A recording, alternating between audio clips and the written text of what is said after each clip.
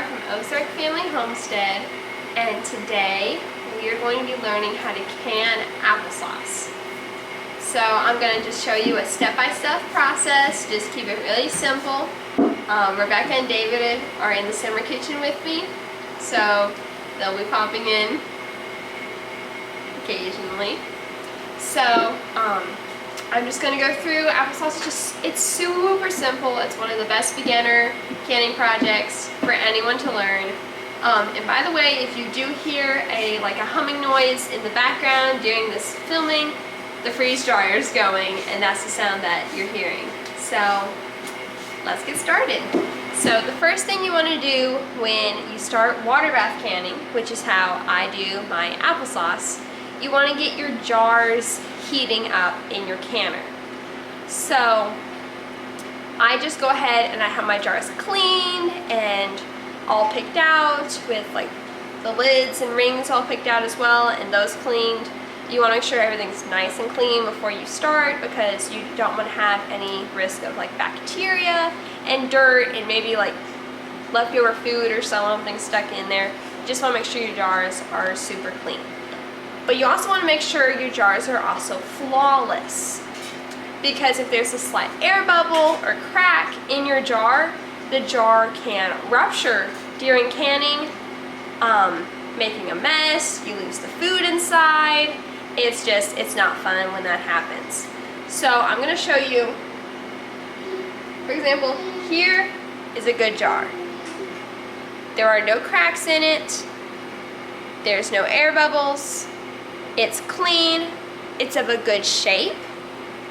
This is a good classic canning jar.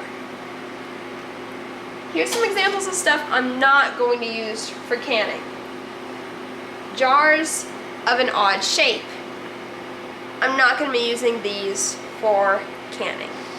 I know that this of a certain kind works, so I'm going to use those.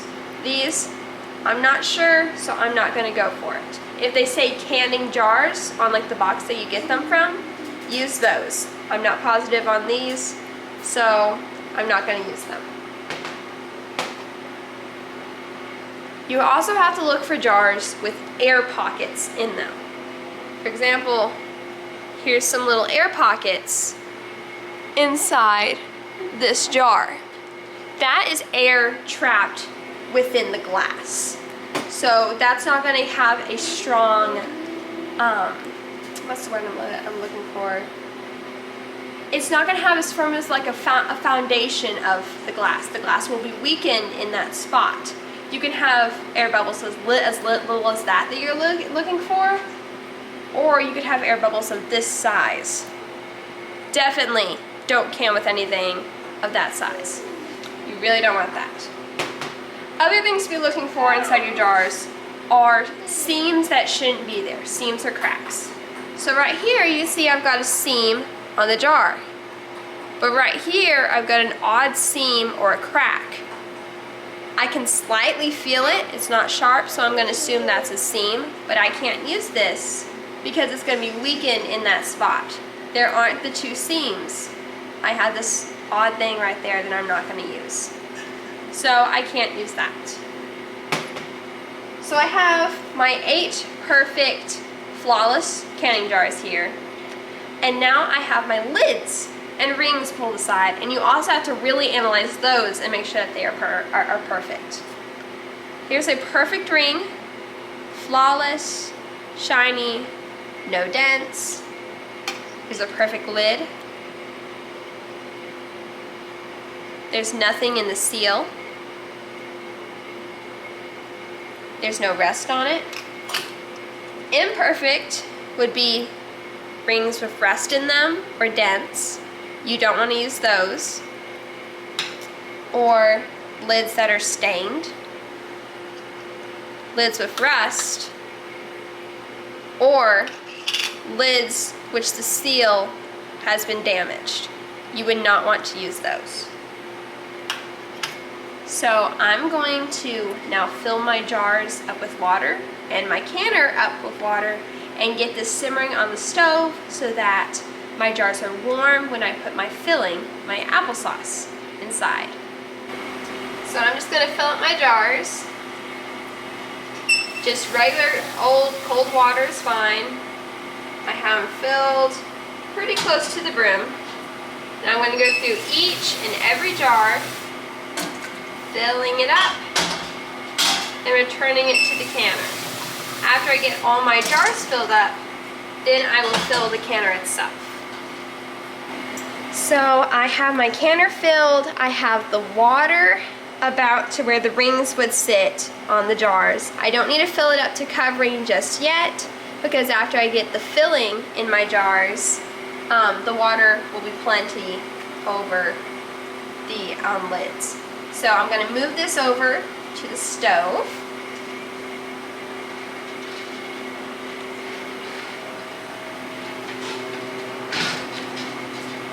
And since the water's cold, you can just, as long as your hands are clean, make sure everything's sitting up. You don't want anything falling over. If it all looks good, put the lid on it and set it for probably medium heat. You don't want it at like a crazy boil, but you want to make sure it's at least simmering when you go to put the filling in the jars. Because if not, if your filling's too hot and it goes to a jar that's too cold, you have a risk of it cracking or busting. So just make sure your jars are good and hot, but you don't need anything crazy. I'm gonna go ahead and get this going, and then we'll start washing up, peeling, and cutting the apples for the applesauce. Okay, so we're gonna start cutting our apples, preparing them to be processed, turned into applesauce. You're gonna want to use a cooking apple. So you probably wouldn't want to use like a Fuji apple, one of the soft, just regular snacking apples, the Red Delicious, nothing like that. Good apples to use would be like Granny Smith, Jonathan, Honeycrisp. A good crisp apple are ones that you really want to be looking for. I have Jonathan's here that I'm working with. I love canning with the Jonathan apples. I feel like they hold their texture really well, especially when doing pie fillings. I really like how they work. So I have my Jonathan apples here. Of course, I'm going to be using a lot more than just this. I have more David washed up more for me. And I used we're going to use about 4 bags worth, so that would be about 12 pounds. That ought to be enough for our 8 jars. If there's any extra, I'm sure it will be gone by tonight. We love applesauce, so we tend to eat it up really quick. So you just want to make sure they're peeled and chopped into smaller pieces. So I'll just show you real quick the size. I typically like to cube them. It helps them cook faster. So I like to get them about that size, so when they boil, they cook down really good and really fast as well. So this is the size that I'm shooting for. Not that big, but not tiny. And you just want to peel all of them. Save the peels though, because with those peels you can make in apple jelly, or you can make apple cider, well, apple scrap vinegar is what it's called when it's made with the peels and the cores. Or I think I've seen where you can make, like, you crisp them up and like it's like apple chips. It's like really cool, all the different things that you can still use with those scraps. So save those scraps, Google how to use them, and make sure you don't waste those. So I'm gonna go through and just chop up all my apples like this, and I'll see you when I have them all chopped up. So I've got my apples chopped up. I didn't use everything, but I used pretty much all of it. So I'm gonna put a bit of water in here. So I'll just pick it up. You can see they're all the little cube sized. we're just gonna fill that. We don't want to cover it because I like a thicker applesauce. If you wanted a really thin applesauce, then definitely like just totally cover your apples. I like a thicker one, so I don't fill it up to covering. So I'm gonna go get this on the stove and let it simmer to soften. Please tell me I'm not the only one that likes the color. I think it's really cute. I'm gonna get a lid on this and I'll bring you back when probably when the water starts to boil a bit and it gets nice and soft. Right now they're really crunchy. So, while that's on the stove top and the apples are cooking, I'm going to go ahead, since it's kind of late and I wouldn't have time to do anything else with the apple peels tonight. This is what I got. Good, pretty bowl. I'm going to pour a bit of lemon juice. You don't have to be exact, just good guzzle. What are you doing? And then I'm just going to cover this with water so that they don't go bad, and then I can process them tomorrow. So I'm going to do that and get these in the fridge.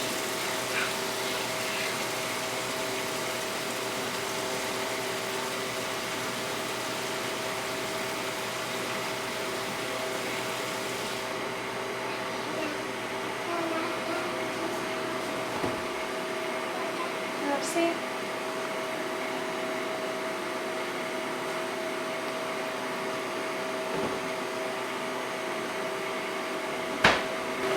Okay, so if you want to come over and see the difference of my apples, you can tell they've cooked down a little bit and they are softer. Some are even starting to mush as I stir them around. So I'm going to take my immersion blender and we're going to go ahead and, instead of using like a potato masher or a food processor, the immersion blender makes it so much faster, and I can better pick out the consistency that I want. So I can just sit there and whisk for as long as I want and get it as smooth as I want, or I can barely do it and get it as chunky as I want. So I'm a moderate person, so I like a few chunks and then some smooth. So we're gonna go ahead and whisk this up. Might get a little noisy, but I'll bring you back, especially once it's all whizzed up.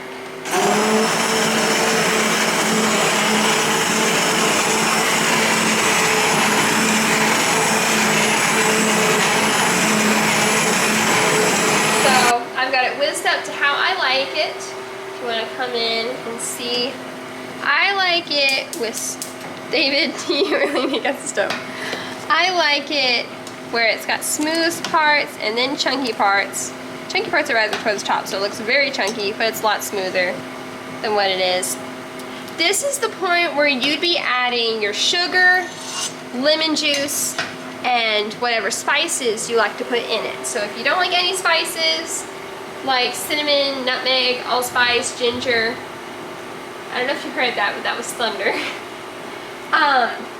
Then if you don't like those spices, you can leave them out, it'll be fine. If you do like those spices, by all means put them in there. It's so good when you have those fall spices. Lemon juice is a must. You must have the lemon juice in there to make sure it's the proper acidity. Sugar is optional. You do not have to put sugar in canned applesauce, at least in the recipe that I use. So I'm going to go ahead and add my spices in my lemon juice. And I personally like to use cinnamon, allspice, and nutmeg. So I'm going to grab my measuring spoons and go ahead and throw some in here. Okay, so I'm going to get my lemon juice and my spices in here. So I need 4 tablespoons of lemon juice. So there's 1 and 2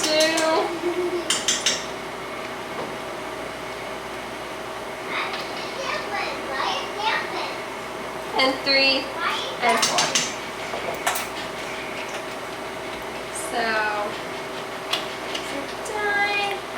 Just make sure you can leave almost everything out of applesauce except the lemon juice and the apples. And I'm going to add my spices. I barely really measure my spices, but we'll say 1.5 teaspoons of cinnamon.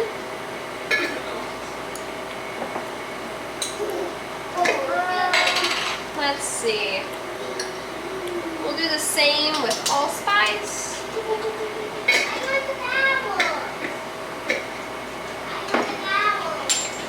And I personally am a nutmeg girl, so we're gonna do 2 teaspoons of nutmeg. You don't have to be really specific with your spices, just as long as it's to your liking. So I'm gonna mix that in here, and if it looks like I need a little more, I'll throw a little more in. But if you want to see it right now, up close. It is boiling, which is good. I want it to kind of cook down a little bit, cook a bit of that extra water I put in there out. Ooh, let me turn that down a lot. That's really getting hot. Let me actually turn it off for a second. I want all that water stuff to really cook down so that it's nice and thick. So that's getting close. Whenever it's right where I want it, I'll bring you guys back and we'll start throwing this stuff in jars. So I have the applesauce right at the perfect consistency. David, would you like to come over and see it? Doesn't that look good? So I'm going to go ahead and get them in my jars. Now be very careful when you're pouring the water out of your jars. I have had it come up and get me on the arm because I moved it too fast. So, you don't want that. Trust me, it hurts. So, then take it, get your funnel, and without making a mess, which I'm prone to doing, ladle it in. Don't worry about the calcium buildup on the outside of your jars. If you live on well water, you'll know what I'm talking about. We're going to take care of that in just a little bit. But you want to get your applesauce in here to about 1/2 inch headspace. And I use this handy dandy tool. Make sure we look good. Then I have a rag with vinegar on it. I use that.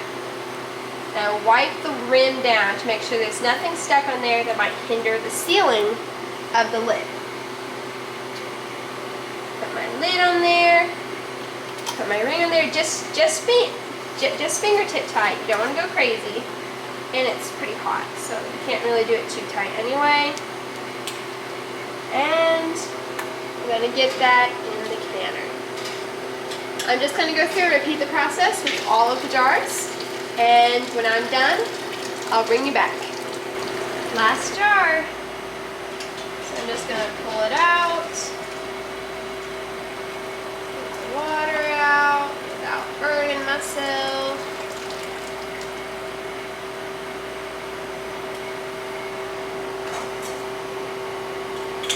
Fill her up.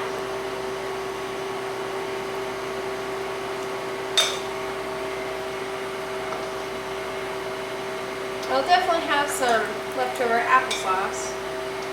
I might go ahead and just save this for tomorrow. I think I'll make another batch of applesauce with the remaining apples that we have, and I'll just throw this in there. Okay. Check that. That's good. Wipe down the rim. Can you see it? Wipe it down good.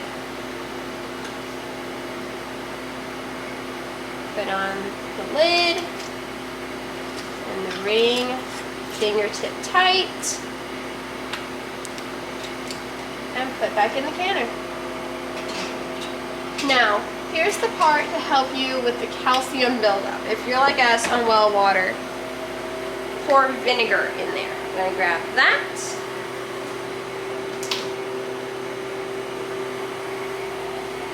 all you want to do is just put a little, just lug of vinegar, and that will help with the calcium buildup. I don't really know the exact science of it. It just, your jars come out crystal clear without all that stuff on there. Now that you've got all that done, I would make sure it's like on a medium heat, put the lid on, and wait for it, your canner with your jars in it, to get to a good boil. Okay, David, you want to come in here close? You can see we're at a good boil. So I'm going to go ahead and set my timer for 20 minutes. And when that goes off, we'll go to the next step. So our 20 minutes are up. We can turn our stove off and remove the lid. And we're going to let this sit uncovered on a off stove for 5 minutes. And after 5 minutes are up, we're going to remove our jars from the canner. So my timer went off, and we're ready to remove our jars from the canner. So one by one, I'm going to lift them out of here. Do not tip them to get the water off of the top. Just lift them straight up and put them straight down. And just do that for all the jars you've got in the canner. They all look so good.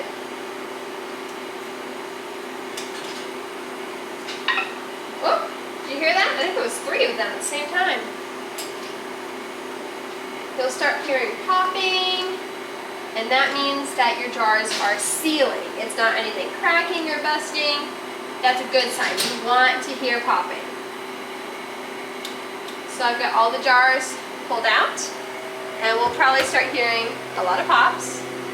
And we're going to let them sit here for about 18 to 24 hours. And after that, we can check to see if they're sealed, and then we can mark them and get them in the root cellar. So we'll be back when these have sat for a long time. So some time has passed, and the jars have sat without being touched on the counter. And now it's time to check to see if they all have sealed. And then we get to mark them and put them in the root cellar. So, Abigail, if you'd like to come up close. We're just going to go and like gently press in the center of each of the lids to see if we hear a popping sound. If we do, that means our jars have not sealed. I'm not seeing anything popping, so we're going to unscrew our rings. They look really good. I'm not doing that one-handed because I got Rebekah. Some of them will stick a little more than others. Here we go.